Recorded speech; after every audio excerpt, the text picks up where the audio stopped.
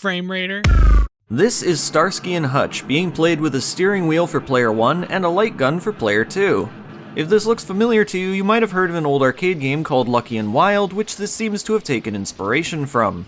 Let me tell you firsthand that playing with this setup is an absolute blast. Before we get to the game, I'll give you a demonstration of what's required to play. First and foremost, while the game is on a number of platforms, you'll only be able to achieve the full experience with its PlayStation 2 or Xbox ports. For today's video, I'll be demonstrating the PlayStation 2 version as it's the copy I own. Here are the requirements. An old-school CRT television. No modern or projector-based displays will work. A PlayStation 2 with hookups. The very first PlayStation 3 models with backwards compatibility for PlayStation 2 games are rumored to work through AV out on a CRT, and I would try this out myself if mine didn't stop working. The Starsky and Hutch game. A PlayStation 2 steering wheel, preferably one with pedals. Some kind of table to hold the steering wheel. Namco's Gun-Con 2, or functional third-party equivalent, and the appropriate cables to set up your light gun. That last point requires some elaboration. The Gun-Con 2 is to be hooked up to your CRT through what Namco called the T-cable. This attached the PlayStation 2's video out to an adapter that had a cable attached to another adapter with two female inputs. The controllers would be able to interact with the console through the face USB ports. This allowed the player to have a DualShock 2 controller attached while Gun-Cons are active. A spare controller is not required for this game, so long as you have the steering wheel inserted. There are alternative hookups for those who don't have a T-cable, but they're not very practical. This cable I have hooks up directly to the console's AV out port. A female input is located on the side for a Gun-Con 2 to connect. However, once you do this, there's not enough cable length for its USB to reach the face of the console.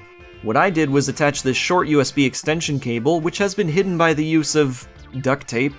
Sure, it doesn't look great, but it works for me. I've heard rumors that a basic video splitter will also work, however those of which I own unfortunately do not, so your results may vary. This game might be best played on an Xbox without the absurd hookups the PlayStation 2 requires. That said, the Gun-Con 2's packaging implies it's the most advanced light gun controller available, in 2003. I haven't played with Xbox light guns before, so whether the difference is huge or minimal, I don't have the answer to that. Hookups aside, we now have Starsky and Hutch running with a proper setup on PlayStation 2. But hold up a second. For those who don't know, what exactly is Starsky and Hutch? Well, if you were around in the mid-70s, you'd know it to be a popular action crime drama featuring two streetwise cops. It focuses on the daily lives of David Starsky and Kenneth Hutchinson, who policed Bay City.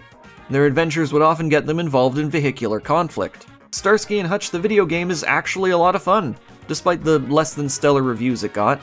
The experience is akin to something you'd play in the arcades. To summarize it will only take a minute. In single-player mode, with a DualShock 2 controller, you'll play both characters as one drives and the other shoots. A reticle appears on nearby targets, and by pressing R1, Hutch will fire his weapon out the window. Otherwise, the player will use traditional driving controls. The game places you in an open-world setting, often with a criminal attempting to escape the scene.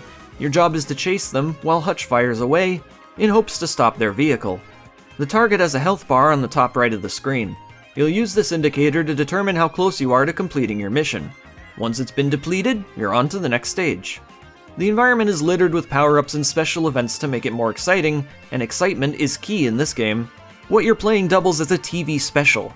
Everything you do is being watched by an audience at home, so the game implies. The better you play, the more your viewer ratings go up. Higher viewer ratings give you more time to complete the mission, as indicated by the countdown timer on the top left of the screen.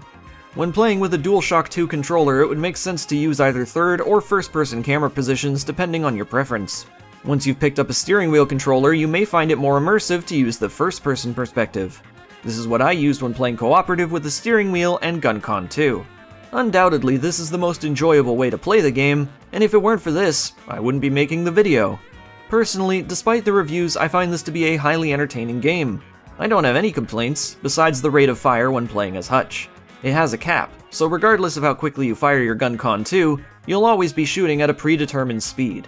This was probably done so as to not eliminate your target too quickly, thus extending the length of the game. I suppose the long loading times could be another complaint, but given the large available playing space in this open world environment, I would say that's forgivable. Chasing cars as one player, while the other shoots primary and secondary targets, is a special kind of cooperative experience that you'll rarely find in games anymore. Sure, these type of peripherals are often seen as gimmicky, but when used correctly, nothing beats it. Should you have the space, the required parts, and second player to tag along, I would highly recommend giving this a try. Thanks for watching this short video. I had no intentions of doing a full review here, just felt the world needed to see how much fun this game is under the right circumstances. I meant to high five.